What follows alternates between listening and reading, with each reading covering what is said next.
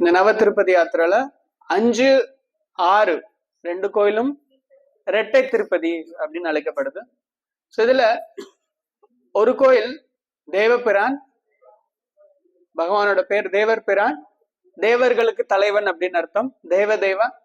அடுத்து இன்னொரு கோயில்ல இருக்கிற பகவான் பேர் அரவிந்தலோச்சன. அரவிந்தலோச்சன தமிழ்ல செந்தாமரை கண்ணன் அப்படின்னு அர்த்தம். அதாவது யாரோட கண்கள் தாமரை போல இருக்கு அப்படின்னு சொல்லிட்டு அர்த்தம். ஸோ இப்போ இங்க இந்த 2 ஸ்தலங்களுமே ஒரே பக்தரால உருவாக்கப்பட்டது, ஒரே பக்தருக்காக உருவானது. ஒரே பெருமாள் தான் 2 பேர்களோட இங்க நிற்கிறார். ஒரு ரிஷி இருந்தார், சுப்ரபா அப்படிங்கிற ஒரு ரிஷி இருந்தார். ஸோ அவர் பூமிய அவர் தவம் பண்றதுக்காக, ரிஷிகள்னாலே அவங்களுக்கு இருக்கிற ஒரு வேலை என்ன அப்படின்னா மக்களுக்கு எல்லாருக்கும் பிரச்சாரம் பண்றது, இன்னொன்னு அவங்களுக்கு தபஸ்யா பண்றது, தங்க சொந்த ஆச்சார பிரச்சாரம், இதுதான் ரிஷிகளோட வேலை. அவங்க பின்பற்றுறாங்க பல விஷயங்களை, பக்தி விஷயங்களை மற்றவங்களுக்கு எடுத்து சொல்றது. ஸோ அவர் இந்த மாதிரி தன்னோட ஆச்சாரத்துக்காக, தன்னோட பக்தி சேவைக்காக இந்த இடத்த தாமிரபரணி கரையில இருக்கிற இந்த இடத்த தேர்ந்தெடுக்கிறார். இந்த இடத்த சமப்படுத்துறதுக்காக உழும்போது இந்த இடத்துல அவருக்கு ஒரு வில்லும்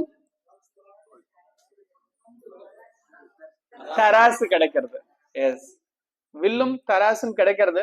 இந்த வில்லும் தராசும் யாரு அப்படின்னா ஒரு தம்பதியினர், கந்தர்வ தம்பதியினர். குபேரனோட சாபத்தினால அவங்க வில்லும் தராசுமா மாறி இந்த ஸ்தலத்துல பூமி கீழே இருக்காங்க. சோ சுப்ரபா கையில கிடைச்ச உடனே தூய பக்தரோட சங்கத்தினால அவங்க மறுபடியும் அவங்களோட பாவங்கள்லாம் போய் அவங்க மறுபடியும் தங்களோட சுயரூபத்தை அடைஞ்சு அவங்களோட லோகத்துக்கு போறாங்க. சோ அதுக்கப்புறம் இந்த சுப்ரபா இங்க இருந்து அவர் பகவானுக்கு பக்தி தொண்டுல ஈடுபடுறார். அதனால பகவான் அவருக்கு காட்சி கொடுக்கிறார். அவர் இங்க தாமிரபரணியில இருந்து, குளத்துல இருந்து தாமரை மலர்களை பறிச்சு டெய்லி அவருக்கு நைவேத்தியம் அர்ப்பணிப்பார், பகவானுக்கு அர்ப்பணிக்கிறார். சோ அதனால அவர் அந்த தாமரைகளை ஏற்றுக்கொண்டதால் அவருக்கு செந்தாமரை கண்ணன் ஒரு பேர் உண்டு, அரவிந்தலோச்சனன் உண்டு. நம்ம எல்லாருக்கும் ஞாபகம் வரலாம், குந்தி தேவியும் தன்னோட பிரார்த்தனைகள்ல பகவானோட கண்களை பத்தி புகழ்றாங்க. நம பங்கஜ நாபாய, நம பங்கஜ மாலினே, நம பங்கஜ நேத்ராய, நமஸ்தே பங்கஜாங்கரையே அப்படின்னு சொல்லிட்டு பகவானோட கண்ணை பங்கஜ நேத்ரா அப்படின்னு சொல்லி சொல்றாங்க. அப்படின்னா தாமரை போன்ற கண்கள் அப்படின்னு அர்த்தம். சோ இந்த தாமரை போன்ற கண்கள் அப்படிங்கிறதுக்கு வால்மீகி ராமாயணத்துல ஒரு அழகான ஒரு வர்ணனை கொடுக்கப்பட்டிருக்கு, ஆச்சாரியர்கள் விளக்குறாங்க. எப்போ எங்க அப்படின்னா பகவான் ராமச்சந்திரர் குருகுலம்லாம் முடிச்சிட்டார். விஸ்வாமித்திரர் அவரை காட்டுக்கு கூப்பிட வர்றார். காட்டுக்கு தன்னோட யஜ்ஞத்தை பாதுகாக்கிறதுக்காக கூப்பிட வர்றார். அப்போ தசரதர் ஃபர்ஸ்ட் என்ன சொல்றார், மறுக்கிறார் விஸ்வாமித்திரர் கிட்ட. நான் தரமாட்டேன், அவன் சின்ன பையன், ராமர் சின்ன பையன், இப்பதான் குருகுலமே முடிச்சிருக்கான். அதுவும் இல்லாம அவன் ராஜீவலோச்சனா அப்படிங்கிற, ராஜீவலோச்சனா தாமரை கண்களை உடையவன் அப்படின்னு சொல்லி அர்த்தம். சோ ஏன் குறிப்பிட்ட அந்த வார்த்தையை சொன்னார் தசரதர் அப்படின்ட்டு ஆச்சாரியர்கள் எப்படி விளக்குறாங்க அப்படின்னா, இந்த தாமரை பூ என்ன பண்ணும், சூரியன் உதிக்கும் போதுதான் மலரும், சூரியன் மறையும் போது மறுபடியும் மூடிக்கும். சோ ராமரோட கண்கள் எப்படின்னா இருட்டுல முழிச்சிருந்து பழக்கம் இல்லை அவருக்கு.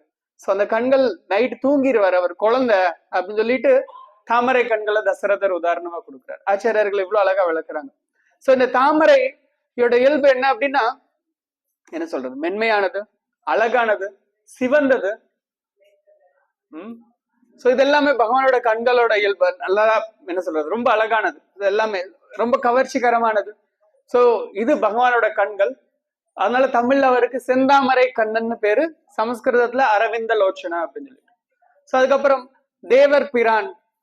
இந்த பெருமாள் எப்படின்னா அந்த சுப்ரப ரிஷிக்கு வயசாகிறது, அவர் குளத்துல இருந்து பூவை பறிச்சு அர்ப்பணிக்கிறதுக்கு அவருக்கு ரொம்ப நேரம் எடுக்கிறதால பெருமாளே அவர் பின்னாடியே நடந்து வந்து குளத்தோட பக்கத்துல வந்து உட்கார்ந்துட்டார்.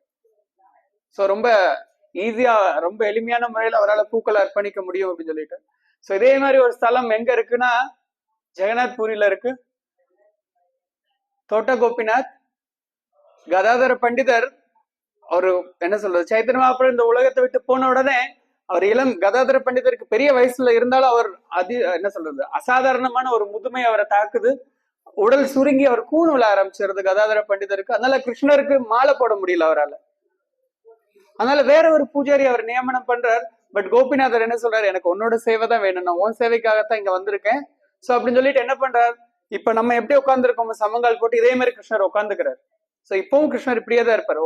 ஒரு இந்த உலகத்திலேயே இருக்கிற உட்கார்ந்த நிலையில இருக்கிற கிருஷ்ணர் அவர் ஒருத்தர் தான். புல்லாங்குழல் வச்சுக்கிட்டு இப்படி உட்கார்ந்துருப்பார்.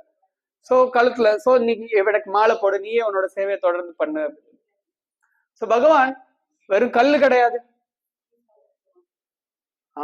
நம்ம பகவத்கீதையில கிருஷ்ணன் சொல்றார், ஏ தாமாம் பிரபத்தியதே தாம் சதைவ பஜாமி. நம்ம எந்த அளவுக்கு தீவிரமா அவரை வழிபடுறோமோ அதே அளவுக்கு அவரும் பிரதிபலிக்கிறார். இன்னொரு பகவானும் இருக்கார், நடந்து வந்தார். யார் அவர்? சாக்ஷி கோபால். சாக்ஷி கோபால் விருந்தாவனத்துல இருந்து வித்யாநகரம் ஜெகநாத் புரியில அவரும் நடந்து வந்தார். சோ பகவான் கல்லு கிடையாது அப்படிங்கறத அப்பப்போ நிரூபிச்சுட்டே தான் இருக்காரு. பட் நம்ம மனசுதான் கல்லா இருக்கு, அத காதும் கல்லா இருக்கு, உள்ள போக மாட்டேங்கிறது நமக்கு. சோ இது இந்த இரட்டை திருப்பதியோட சிறப்பு அம்சம். பகவான் இங்க வந்து இவ்வளோ லீலைகள் பண்றாரு, இவ்வளோ கோயில்கள்ல இருக்காரு அப்படின்னா எதுக்காக அப்படின்னா, நம்ம ஏதோ ஒரு விதத்துல அவர் பக்கம் திரும்ப மாட்டோமா அப்படின்னு சொல்லிதான். ஏதோ ஒரு விதத்துல இங்க இல்லைன்னா அங்க, அங்க இல்லைன்னா அங்க, அங்க இல்லைன்னா அங்க, ஏதோ ஒரு விதத்துல பகவான் பக்கம் நம்மளோட கவனம் திரும்பும். நம்ம அவருக்கு பக்தி தொண்டு பண்ணி மறுபடியும் அவரோட தாமரை திருவடிகளுக்கு போவோம் அப்படிங்கறதுக்கு தான் பகவான் வெயிட் பண்ணிட்டு இருக்காரு. சோ நம்ம இந்த கலியுகத்துல பகவானே நேரடியா வந்து சொல்றார், பகவானோட திருநாமத்தை உச்சரிக்க, பகவத்கீதா பாகவதம் படிக்கணும் அப்படின்னு சொல்லிட்டு அவரோட பக்தர்களும் வராங்க. ஸ்ரீல பிரபுபாதர் அவரும் புஸ்தகங்கள் எல்லாத்தையுமே கொடுத்துட்டார், உபதேசங்கள் எல்லாத்தையுமே கொடுத்துட்டார். அதெல்லாம் நம்ம பின்பற்றுறது மட்டும்தான் இப்ப நம்மளோட வேலை. சோ இது நம்ம ஆச்சாரியர்களுக்கும் திருப்தி கொடுக்கும், பகவானுக்கும் பரம திருப்தி கொடுக்கும். ஹரே கிருஷ்ணா.